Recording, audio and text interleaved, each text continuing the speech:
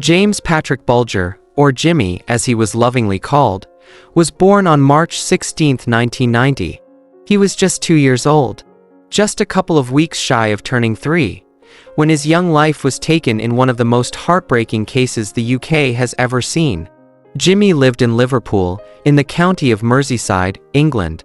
He stayed with his mother, Denise Bulger, who now goes by the name Denise Fergus. It's not entirely clear whether his father, Ralph Bulger, was living with them at the time. But what we do know is this: Jimmy was a beautiful little boy. Cheeky, charming, and full of life.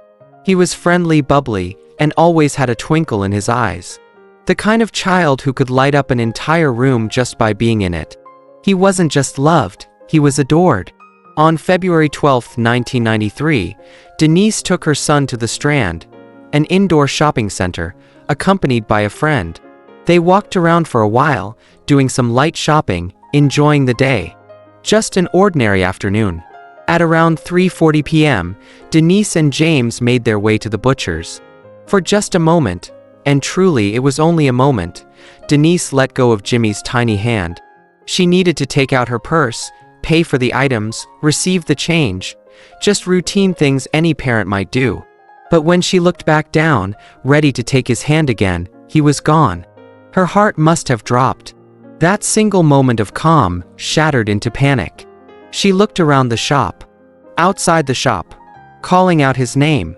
Looking everywhere, desperately trying to find her little boy. Her world. The shopping center followed protocol, making a standard announcement, calling for any sightings of a lost child. If someone saw him, they were asked to bring him to the front desk. It wasn't uncommon for children to wander off. Shopping centers were filled with distractions. Toy stores, candy stands, it happened from time to time. But this time, no one came forward. No one reported seeing him. No one brought him in. And the manual search? The one led by a terrified mother and the store staff? It turned out to be nothing. Eventually, the police were called. As time went by, the search for James extended beyond the walls of the shopping center.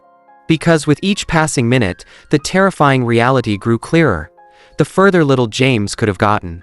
A 2-year-old boy, out there somewhere, alone. The concern deepened. This wasn't just a case of a child hiding behind a clothing rack or sitting near the toy section anymore. No, this was different.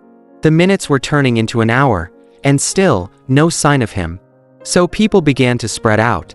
They started searching the nearby streets, walking down alleys, peeking behind buildings, checking corners, calling his name over and over again. Strangers joined in. Passers-by. Shopkeepers. Even shoppers who had no idea what was going on a few minutes earlier were now on alert.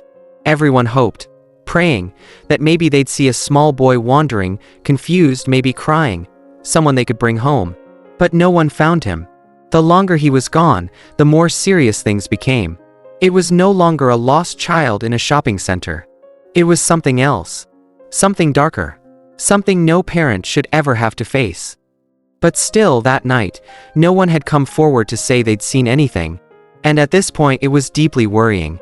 It wasn't just a missing child case anymore. It was really starting to look like an abduction. The next morning, nearly 24 hours had passed since anyone had last seen James. Denise and her family had been at the police station the whole time, waiting, hoping, breaking. That was when police finally got their first lead. The shopping center had reviewed their CCTV footage, and there it was, a blurry clip of a small child walking out of the shopping center, hand in hand with 2 young boys. The footage was grainy, difficult to make out. But Denise, she knew it was him. She could tell by the outfit he was wearing that day, his little jacket, his trousers.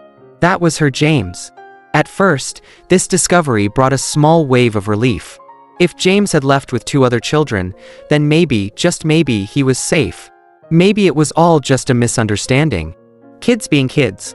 The idea that he was with boys around his age felt safer, because the alternative, if he had been seen leaving with an adult, would have been far more terrifying. That would have meant danger. That would have meant far less hope. But Denise, she was still a mother with a sinking heart. And somewhere deep inside, she knew that time was running out. So, As with most missing children's cases, Denise took to the news. She made a public appeal, heartbroken, pleading, asking whoever had James to please bring him back. But even after her emotional words reached the screens of every home in the area, nothing came back. The CCTV footage, though unclear, was shared publicly too, in the hope that someone, somewhere, might recognize the two young boys walking alongside James. Meanwhile, local police began digging through their records, checking to see if any young boys who had previously been in trouble might match the blurry images. But even with the community on alert, even with all of Liverpool searching, hoping, holding on to whatever shred of optimism they could, the next update wasn't the one anyone had hoped for. 2 days after James disappeared, Denise received the worst possible news. James Bulger's body had been found. It was discovered on a railway line, by a group of children. A place no child should ever have to be. A sight no child should ever have to see. Everything changed in that moment. This wasn't a missing persons case anymore. This was a murder investigation. And the suspects were not grown men. They were two young boys. Now this became a manhunt, not for adults but for children. Children who had done something no one could begin to understand. The community, still in shock, came together in a way rarely seen. Magazine editors offered to enhance the CCTV footage, doing whatever they could to help identify the suspects. The police, desperate for leads, released the details of James's last known steps, hoping that someone, anyone, had seen something they hadn't yet said out loud. All of Liverpool wanted answers. And more than anything, they wanted justice for James.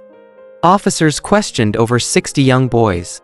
Most of them were around 14, 15, or 16 years old, because that was how old the police believed the two boys in the CCTV footage to be. They were just trying to piece things together, to follow the only visual lead they had. But here's the heartbreaking part of it. Among those questioned was an innocent boy, just a normal kid who, unfortunately, resembled one of the suspects. He had nothing to do with what happened, but once word got out that he'd been questioned by police, the threats began pouring in. People assumed the worst. The boy and his entire family were targeted. Eventually it got so bad, they had to flee Liverpool entirely. They left their home, their neighborhood, their lives behind, not because of guilt, but because of how quickly fear can turn to anger, and how anger can turn to blame. Then, a few days later, a woman contacted the police. She said she'd just seen the CCTV footage on the news, and she recognized one of the boys. According to her, this boy had skipped school that day, and he wasn't alone. He had skipped school with his friend. That single detail lit something up. Two boys. Skipping school. At the exact time James had gone missing. And on the CCTV footage, two boys walking with a toddler, during school hours when every other kid was supposed to be in class. The timing. The number. The details. It was too specific to ignore. This wasn't just a tip. This felt like a breakthrough. A small pinch, along with other items, which we'll talk about later, were actually found at the crime scene. It's hard to believe, but the two boys who were now being accused were just 10 years old. 10. Not 15. Not even teenagers. Just two 10-year-old boys. At first, the police couldn't quite believe it. They had assumed the boys in the CCTV footage were older, 14 or 15, based on their height and body language. So when these two names came up, John Venables and Robert Thompson, they thought maybe this was just a formality. They would go to their homes, ask a few questions, and rule them out. That was the plan. But what happened next was not what anyone expected. A team of officers was sent to speak with John Venables, the boy who had been recognized by the woman who called the police. At the same time, a separate team went to speak with Robert Thompson, John's friend, also just 10 years old. They knocked on the doors, introduced themselves, and asked to speak with the boys. Then, calmly, Phil, one of the officers, informed Robert Thompson that he was being arrested. He explained that Robert would be taken to the police station for further questioning.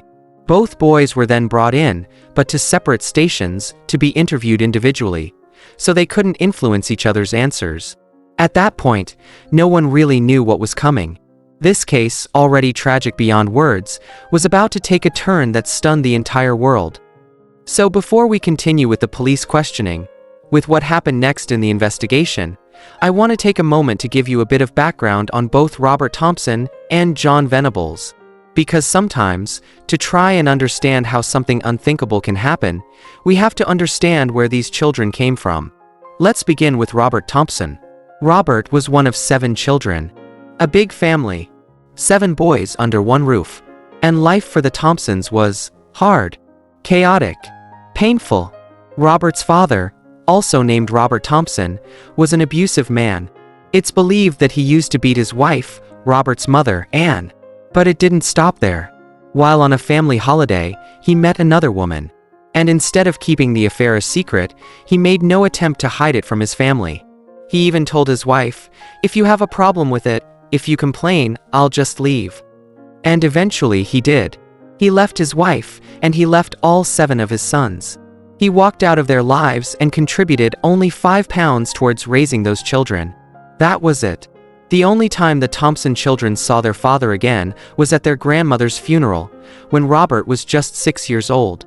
Even then, he didn't speak to any of them. After their father left, their mother and fell into alcoholism. And from that point on, these 7 boys were essentially left to fend for themselves. Their basic needs, their emotional well-being, went completely unmet.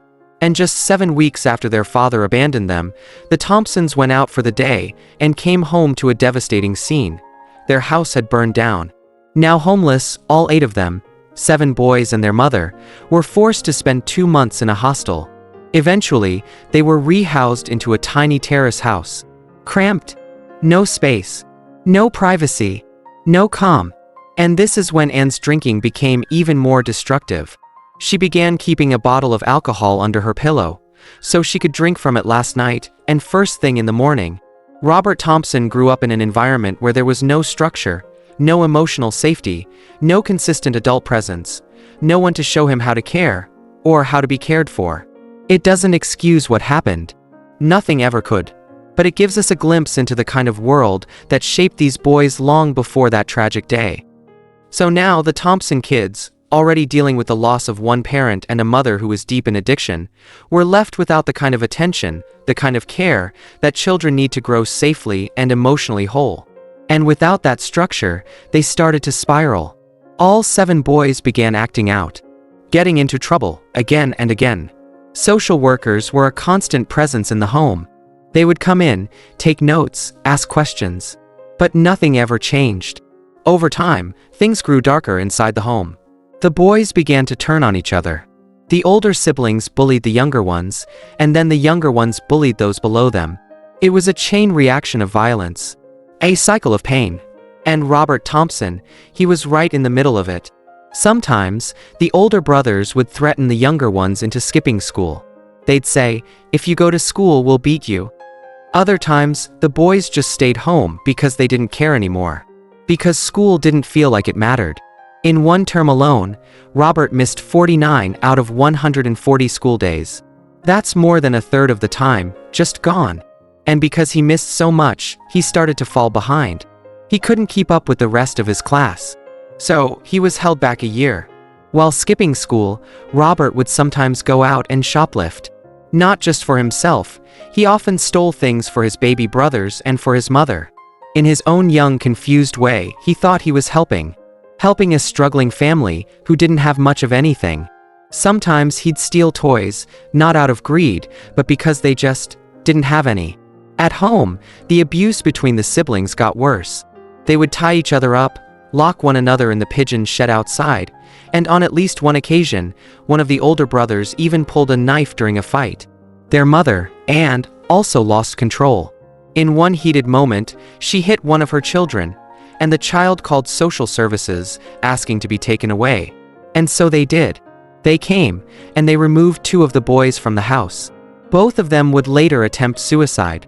In 1993, not long before the tragedy with James Bulger, one of Robert's younger brothers was found wandering alone around the Strand, the very same shopping center where James would be abducted. He was crying. He was frightened. And when someone asked what had happened, he said that his older brother Robert and a friend, not John Venables, a different friend, had taken him there, kicked him, left him, and just gone home. And that's the kind of life Robert Thompson came from. A life of violence. neglect, isolation, and trauma. It was, in every sense, a horrific childhood. And while it doesn't excuse anything, not for a moment, it gives us a haunting window into the emotional world that shaped one of the boys at the center of this devastating case. So now, we turn to John Venables. He was one of 3 siblings, with an older brother and a younger sister. Both of them had learning disabilities, which made them require more time, more attention, and more care.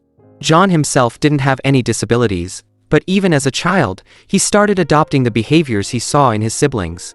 Whether it was out of confusion, a need to feel included, or a longing for the same attention they received, it's hard to say for sure. But it was clear that John was watching and learning from everything around him. His father, Neil, believed in very traditional family roles. In his eyes, it was his job to work and provide for the family financially. Meanwhile, it was Susan's job, John's mother, to stay home and take care of the children. But this was no small task for Susan. She had 3 children, 2 of whom had special needs. Every day was emotionally and physically exhausting. And although she's always maintained that she loved and cared for them all equally, it's not hard to imagine that John sometimes felt pushed to the side. When John was just a year old, Susan's father, his grandfather, passed away.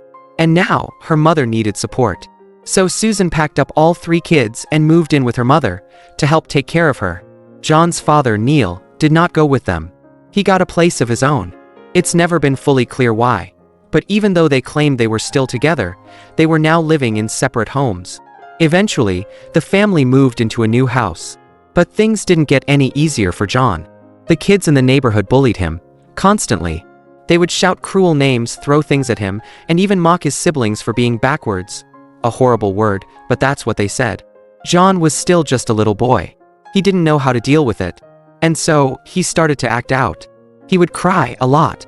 His schoolwork began to suffer. He would sit in class, rocking back and forth, mumbling to himself, making strange noises.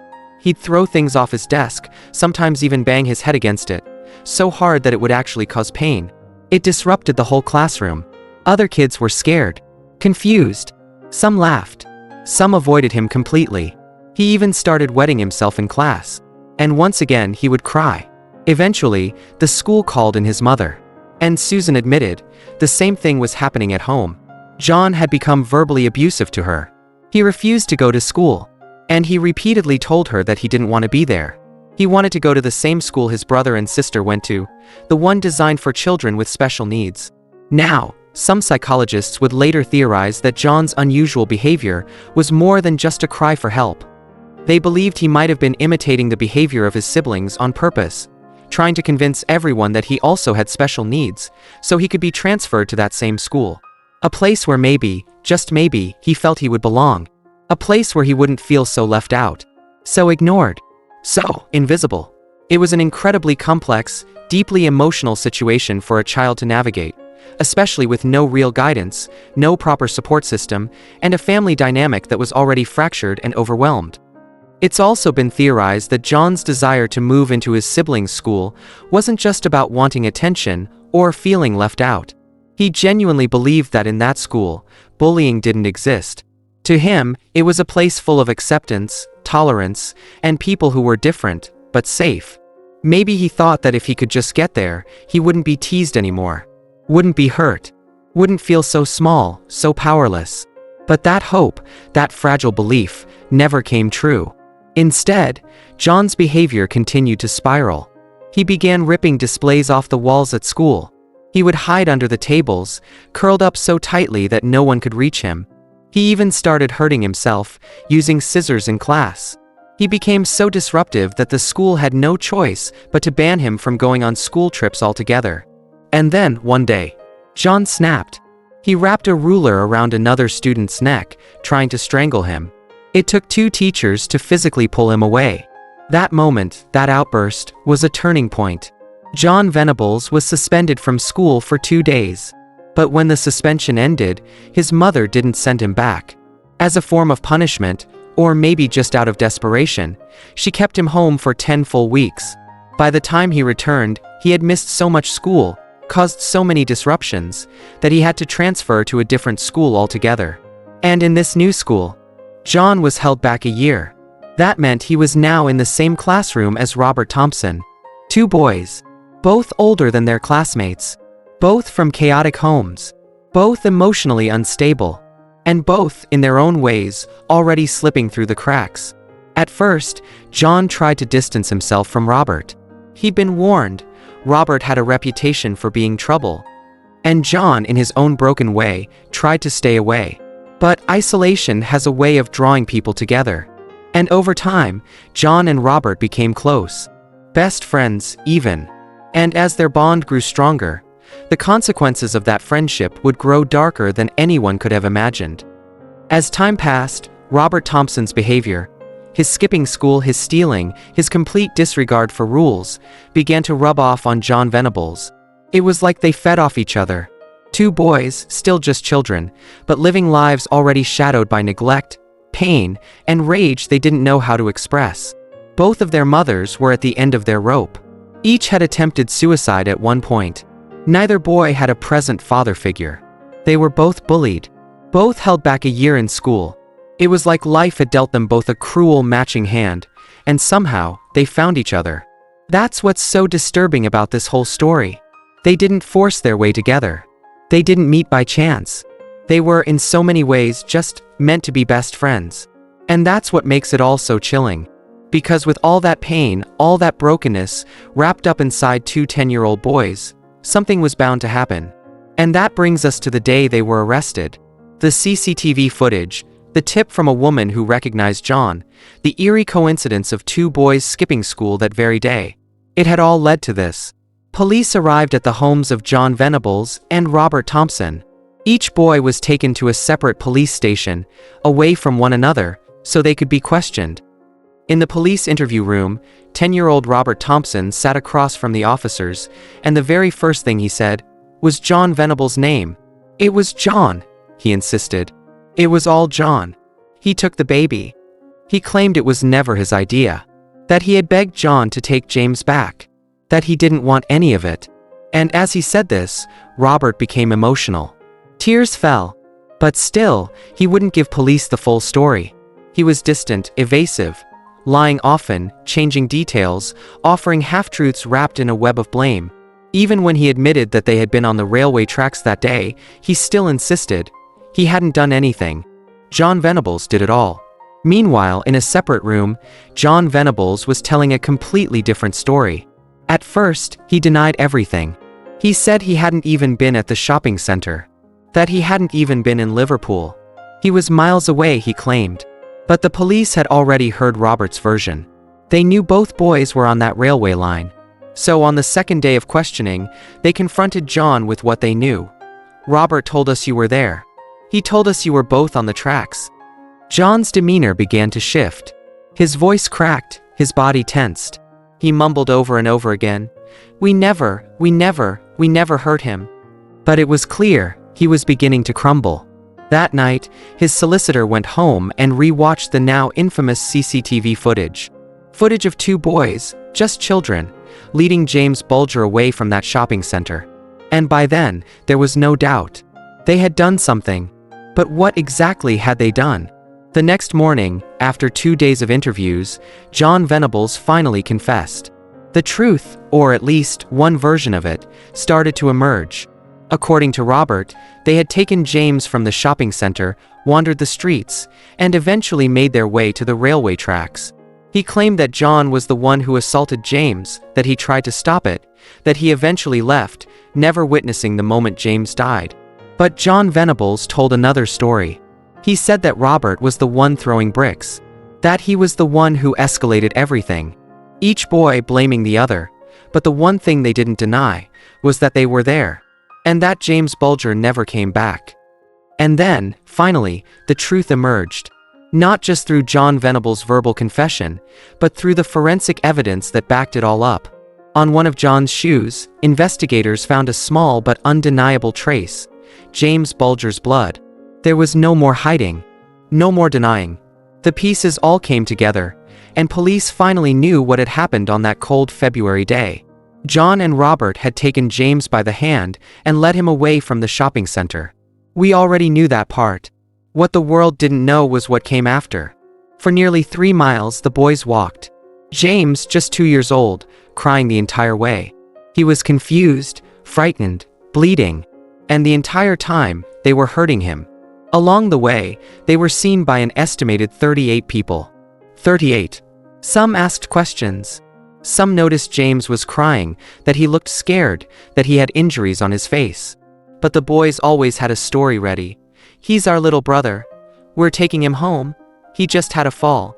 No one stopped them. What many don't realize is, James wasn't their first target that day. Earlier, the boys had tried to abduct another child, but that child's mother caught them before they could get away. James, heartbreakingly, was not even part of their plan. Their original idea? To push a child into traffic. But when that didn't work, they took James toward the canal, intending to drown him. That too failed, and during the struggle, James was dropped on his head. That's where the bleeding began. That's what those 38 passers-by saw. Still, no one intervened. And so, John and Robert changed their plan again. They walked him, step after step, to an abandoned railway line. What happened next was so deeply disturbing, so profoundly unthinkable, that even decades later, people in the UK still can't bring themselves to speak about it. It's written between the lines of news reports and documentaries, but it's almost never said aloud. What we do know is this: James was tortured. Not briefly. Not accidentally. But intentionally. Viciously. There are conflicting claims about which boy did what, but both were involved. Both together caused unimaginable suffering to a child who had just learned how to speak. James Bulger's official cause of death was blunt force trauma. He was beaten to death. And after the boys had done what they had done, they placed his body across the tracks, weighted it down, and left. They left James there, to be hit by a passing train, to try and cover what they'd done. The train struck him. His body was severed in two, though the coroner would later confirm he had already died from his injuries before the impact. And when that news reached the public, the grief, the anger, the disbelief, it swept across the country like a tidal wave. Because this wasn't a story about a monster in the dark. This was a story about two children. Two children who became the face of something no one had words for. When James's body was found, it was unlike anything investigators, or the community, could have imagined. The damage was unspeakable. And although it was clear he had suffered a brutal, prolonged attack, there was another element, one that made the horror even harder to process. There was strong suspicion that the crime had a sexual motive. I won't go into detail here, but the way James's body was found, with his clothes removed from the waist down, and other deeply disturbing signs, led investigators to believe that this may have been more than just a violent assault. Both boys, John and Robert, would go on to deny that any sexual motive existed. And to this day, no charges of a sexual nature were filed. But given what we now know about John Venables, many believe the truth was far more disturbing than the boys ever admitted.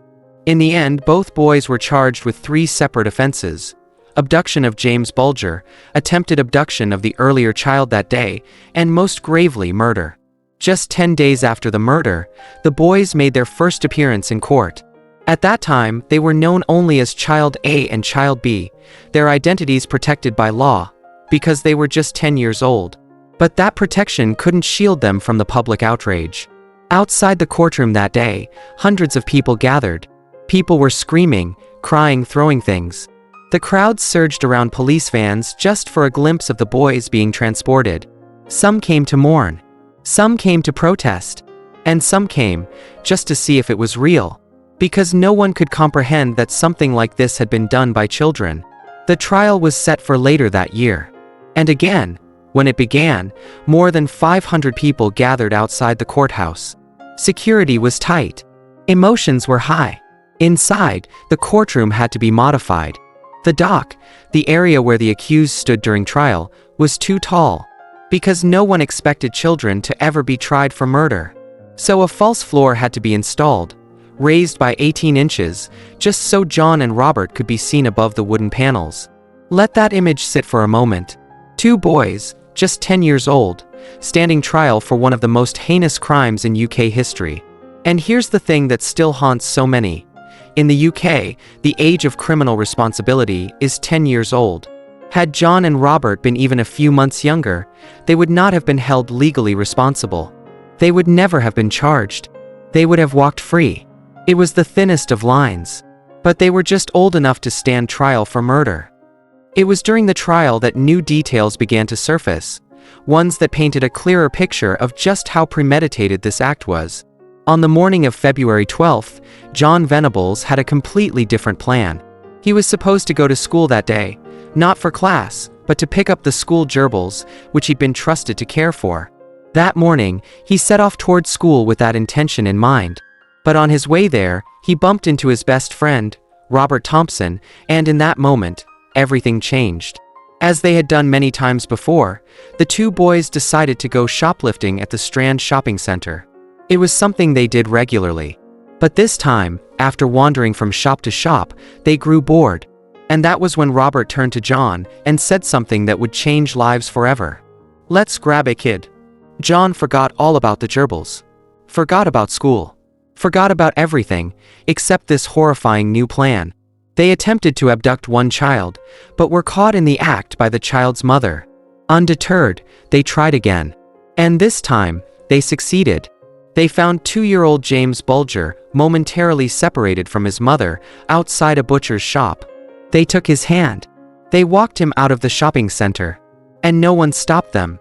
What followed was a 3-mile walk through the streets of Liverpool. A baby crying, bleeding, led by 2 10-year-old boys. And as we now know, they passed dozens of people on that walk.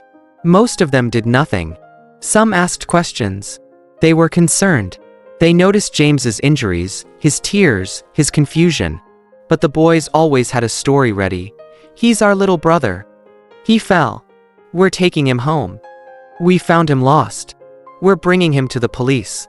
They even asked one woman for directions to the police station, convincing her they were trying to help. And she let them go. During the trial, it became increasingly clear that Robert Thompson had taken the dominant role in both the abduction and the murder. Though it was John Venables' idea to take James up to the railway line. Venables testified that James seemed to prefer him. He let John pick him up, hold his hand. But he rejected Robert. That small detail, of a toddler instinctively resisting one boy and not the other, was haunting. The trial lasted 30 days. 17 days of testimony, forensic evidence, video footage, and chilling witness accounts. And then, the verdict. Both boys, now 11 years old, were found guilty of the abduction and murder of James Bulger. It made them the youngest convicted murderers in UK history. 10 years old when they took James's life. 11 when the world knew their names. In an extremely rare move, and one that sparked intense debate, the judge made the controversial decision to release the real names of both boys to the public. John Venables and Robert Thompson. Their names, their school photographs, their young, innocent-looking faces, were broadcast across newspapers and television screens. The entire country now knew who these children were. What they had done. It was a decision almost never made when dealing with child criminals. But the judge believed the public had a right to know. However, the court also ruled that no further information about the boys would be shared as they served their time. As they grew older, as they grew into men behind bars, their privacy would be protected. And when they were eventually released, they would be given entirely new identities. A clean slate with no trace of their past. Their sentence? Just 8 years. 8 years for the abduction, torture, and murder of a 2-year-old boy. To many, it felt like a betrayal. To James's family, and to an outraged nation, it wasn't justice. Not even close. 8 years, for what they did to that baby. The courtroom had already seen the boys laughing during proceedings, showing little to no visible remorse. So what were the chances that they would walk free at 18 or 19, and not reoffend? People feared the worst. The public's reaction was immediate and furious. The entire country demanded answers, demanded justice. A national newspaper, The Sun, launched a petition to have the boys' sentence increased.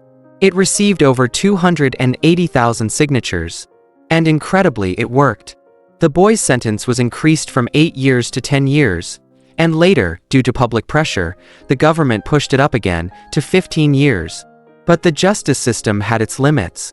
Because this final increase was made not by judges, but by the government, it was eventually ruled unlawful. The boy's sentence was reverted back to 10 years. Even then, many felt it still wasn't enough. Not for what was done. Not for what was lost. And so the questions remained. What would happen when these two boys walked free? Could they be rehabilitated? Could society forgive them?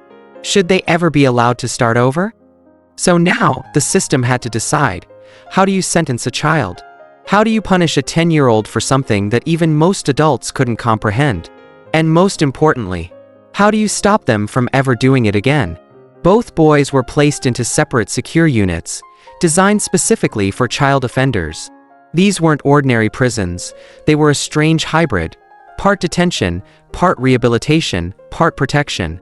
The idea was that, if left untreated, these boys were extremely likely to reoffend. So the state's focus wasn't just on punishment, but also on psychological intervention. Over time, it came out that both John Venables and Robert Thompson were suffering from PTSD as a result of the murder. But Venables was the one who seemed to struggle most. He would experience nightmares, panic attacks, and flashbacks, reliving the horror of what they'd done again and again. Still, the conditions inside these facilities were a far cry from what many people expected, especially given the nature of their crime. Each boy had their own room, complete with a TV, video games, and movies. They received a full education, with one-on-one tutoring and access to psychological support. They were monitored 24/7. Every door was locked behind them whenever they entered or exited a room, not only to protect others from them, but to protect them from each other and from the other children in the facility. To some people, this sounded less like prison, and more like a hostel. A place of safety and growth, not consequence. And the public didn't hold back. These boys tortured and murdered a baby. Why were they being rewarded with comfort? Why were they being given more support than many law-abiding children ever receive? It felt backwards. And yet, this was the system. Built not just to punish, but to try to save them. Inside these units, Robert Thompson and John Venables weren't just being hidden from the world. They were being equipped for it. They were taught how to conceal their past, how to create new lives, how to lie, convincingly, about who they really were. They received private education, one-on-one tutoring to help them pass GCSEs and even A-levels, a level of support that some children in struggling families could only dream of. And it gets worse. I came across an interview with a man named Leon, someone who actually spent 5 years in the same unit as Robert Thompson. He said that everyone in there knew who Robert was. They just didn't talk about it. And Thompson's room? It didn't look anything like a prison cell.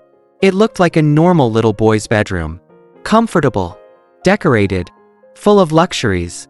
We're talking about video games, movies, private education, personal counselors, in what was supposed to be a place of punishment. And the cost of that? Unreal. Keeping just one of these boys in this kind of facility cost the government hundreds of thousands of pounds per year. That money went toward their care, their security, their rehabilitation, and yes, their leisure. And it wasn't just what went on inside these units that stirred outrage. Both boys were allowed day trips out of the facility. Just 1 year into his sentence, Robert Thompson was taken out for a walk in the park. A year. 1 year after torturing and killing James Bulger, he was out in public, breathing fresh air, eating McDonald's, going to football matches, shopping, swimming, because that was his favorite hobby. So they made sure he got to do it every month. And look, I get it. There's an argument to be made about rehabilitation. That if you want them to be safe when they leave, they need to learn how to function in society. Teach them how to handle money, how to go to a shop, how to ride a bus. Basic life skills. But this wasn't just preparation. This was pampering, buying designer clothes, getting bedrooms decorated with their favorite football teams, swimming, eating fast food, getting more love and care than they ever showed to that innocent child. And I'm sorry if this part of the case makes me sound unprofessional, but it's infuriating. There's a line between rehabilitation and reward, and these boys crossed it, not because they asked, but because the system let them. In 1999, when both boys were just 16 years old, the European Court of Human Rights made a decision that would shake everything. They ruled that the original 1993 trial had not been impartial, that it hadn't properly protected the rights of two 10-year-old boys. And because of that ruling, everything changed. Their sentences were reviewed again, and just 2 years later, June 2001, John Venables and Robert Thompson were released. They were 18 years old, and they walked free. But not just free. They were given completely new lives. New names. New identities. New birth certificates. New national insurance numbers. New passports. They were relocated to secret addresses, protected by the state, and shielded from the public. And get this, according to multiple sources, the cost of giving just one of them a completely new identity ranged anywhere from £250,000 to £750,000 each. That's taxpayer money. Hundreds of thousands of pounds, to protect the people who tortured and murdered a 2-year-old child. They were banned from contacting each other, from entering Merseyside, and from ever contacting James Bulger's family. But other than the occasional check-in with a parole officer, they were free men. No adult prison. No long-term punishment. No justice that truly fit the crime. But the rest of the country? The people who lived with the weight of what these boys had done? They weren't free at all. And if anyone even tried to expose their new identities, they were the ones who ended up behind bars. At least 3 different people have been jailed for sharing photos or details they believed showed John Venables or Robert Thompson under their new names. That's how deep the protection went. And here's something that just shows how truly twisted some corners of this story got. In 2016, a woman was jailed for messaging Denise Fergus, James Bulger's mother, on Twitter. She pretended to be one of the killers. And even worse, she pretended to be James's ghost. How broken do you have to be to do something like that? To message a grieving mother and pretend to be her murdered child? This part of the case, it just feels like an insult stacked on top of a tragedy. Not only did the system fail to deliver justice, but it punished the people who demanded answers, who shared their rage, who shared their grief. So here's the part that everyone was afraid of. The part where John Venables did exactly what so many people feared he would do.